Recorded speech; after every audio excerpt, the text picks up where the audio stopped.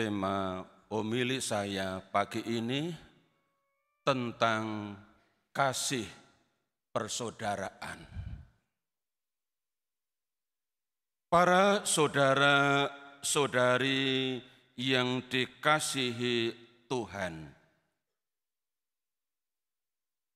kasih persaudaraan merupakan hal yang sangat mendasar dalam kehidupan bersama, baik dalam keluarga, dalam komunitas, di lingkungan, di wilayah, di paroki, maupun di tengah-tengah masyarakat. Itulah sebabnya saudara-saudari, sebelum Yesus menyelesaikan misinya di dunia, Ia memberikan, Ia menyampaikan warisan yang penting, yang mesti dipegang teguh, dihidupi oleh murid-muridnya. Maka dia berkata dalam Injil tadi, Yohanes bab 13 ayat 33, hai anak-anakku. Perhatikan ungkapan ini saudara. Yesus menyebut murid-muridnya, hai anak-anakku. Maka perintah ini adalah bagaikan perintah dari seorang bapa yang ditujukan kepada anak-anaknya. Supaya kalau sang bapa ini tidak lagi ada di antara mereka, mereka dapat hidup dalam kasih persaudaraan, dalam kasih timbal balik seorang terhadap yang lain. Tinggal sesaat lagi aku ada bersama kamu. Aku memberikan perintah baru kepadamu, yaitu supaya kamu saling mengasihi. Para saudara-saudari, dalam dua ayat terakhir, ayat 34 dan 35. Dalam dua ayat ini Yesus katakan 3 kali kata saling mengasihi. Di ayat 34 2 kali, di ayat 35 1 kali. Supaya kamu saling mengasihi. Hidup dalam kasih timbal balik. Seorang terhadap yang lain sebagai saudara. Para saudara, tentang kasih persaudaraan ditulis oleh Rasul Paulus dalam suratnya yang pertama kepada jemaat di Tesalonika bab 4 ayat 9 sampai dengan 10. Saya bacakan sebentar. Tentang kasih persaudaraan tidak perlu dituliskan kepadamu, karena kamu sendiri telah belajar kasih mengasihi dari Allah. Juga dari Yesus yang telah memberikan perintah baru supaya saling mengasihi. Ayat 10. Hal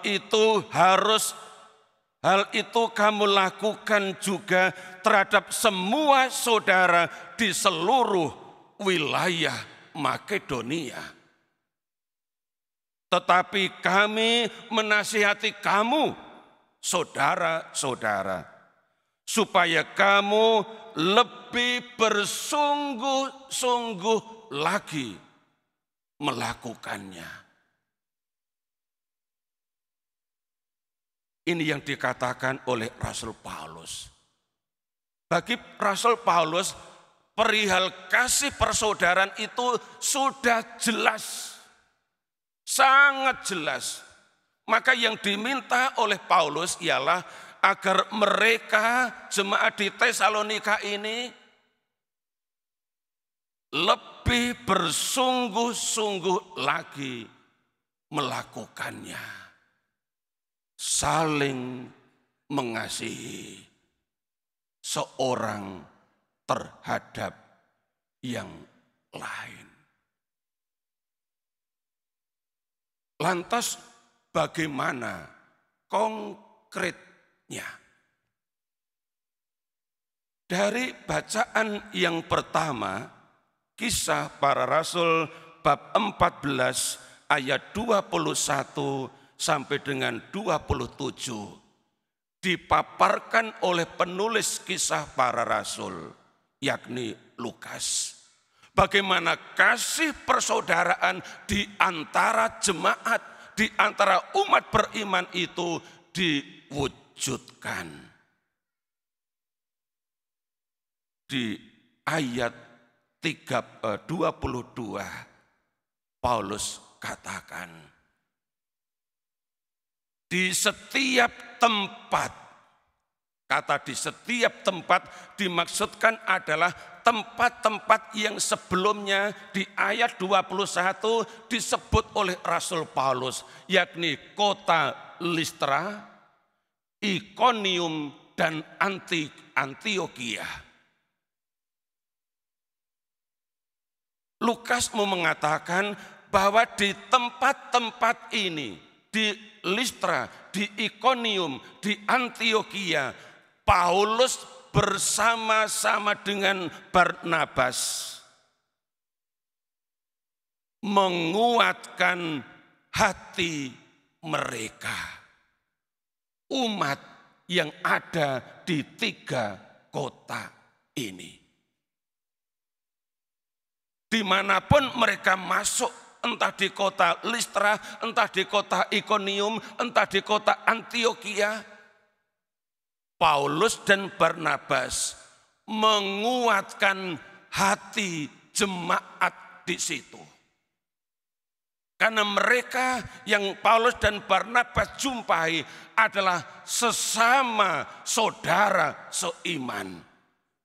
Maka mereka hadir untuk menguatkan hati mereka.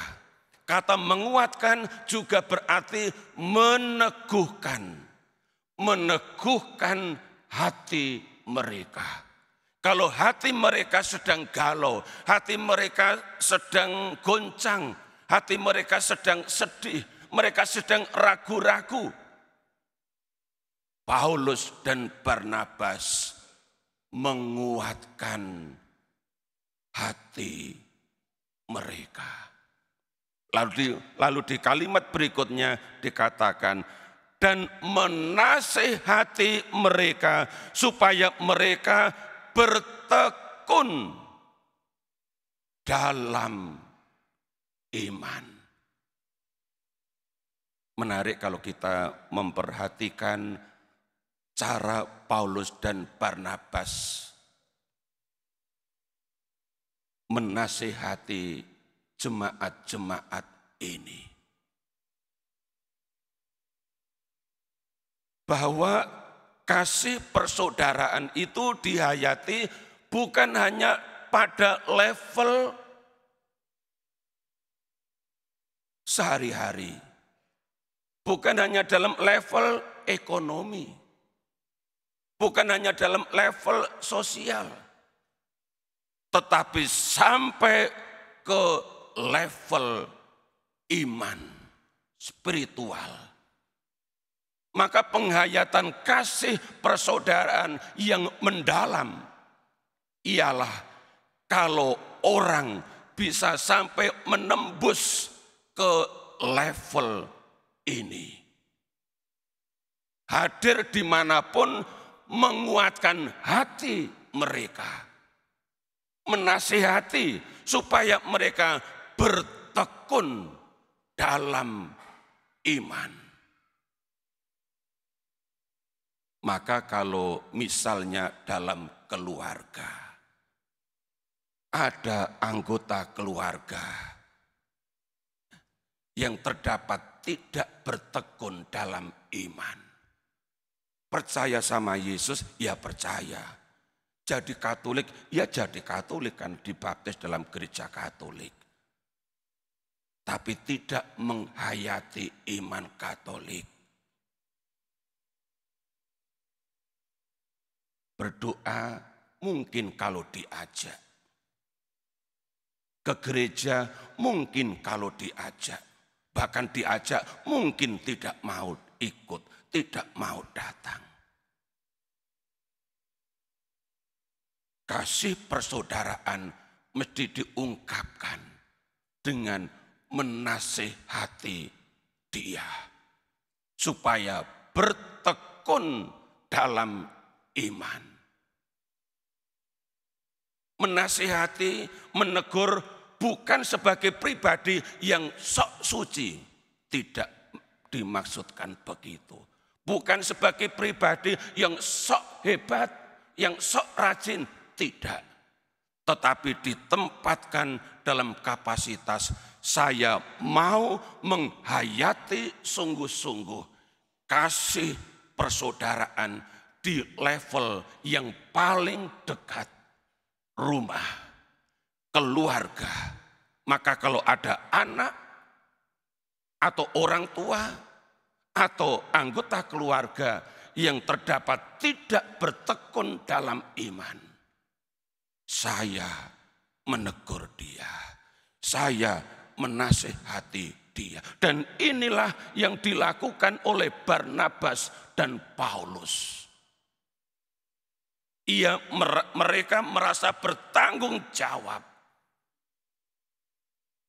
untuk membuat orang-orang yang sudah hidup dalam iman akan Yesus.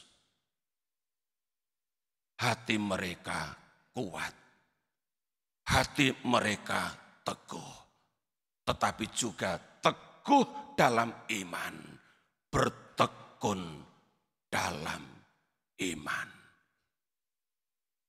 Bapak, Ibu, saudara-saudari yang dikasihi Tuhan, mari kita tanggapi perintah Yesus hari ini. Supaya kamu saling mengasihi. Mari kita hidupi dan hayati bersama kasih persaudaraan. Mulai dari keluarga, mulai dari rumah kita masing-masing. Kalau rumah kita, keluarga kita sudah hidup dalam kasih persaudaraan, maka kita hadir di lingkungan sebagai keluarga yang bersaksi bahwa kasih persaudaraan itu mungkin. Bahwa kasih persaudaraan itu bisa diwujudkan. Asal orang mau terus bertumbuh, terus berkembang. Bukan hanya dalam keseharian urusan profan, tetapi juga dalam urusan spiritual, urusan iman. Mengapa kita mesti menghayati kasih persaudaraan sampai ke level iman?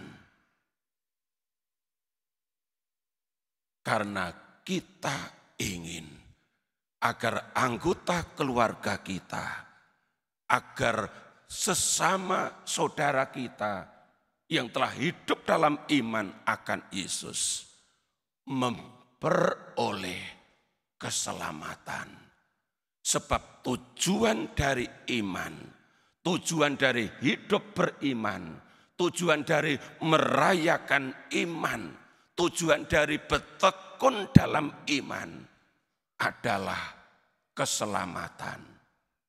Seperti yang diingatkan oleh Rasul Petrus dalam suratnya yang pertama, bab 1 ayat 9. Inilah tujuan imanmu, yaitu keselamatan jiwamu. Ini Bapak Ibu, mengapa kita mesti peduli, mengapa kita mesti merayakan, menghayati kasih persaudaraan sampai ke level iman. Supaya orang sungguh-sungguh hidup dalam iman. Karena tujuan dari iman adalah keselamatan jiwa. Orang yang sungguh-sungguh mengasihi, ingin agar orang-orang yang kita kasihi memperoleh keselamatan jiwa. Tuhan memberkati.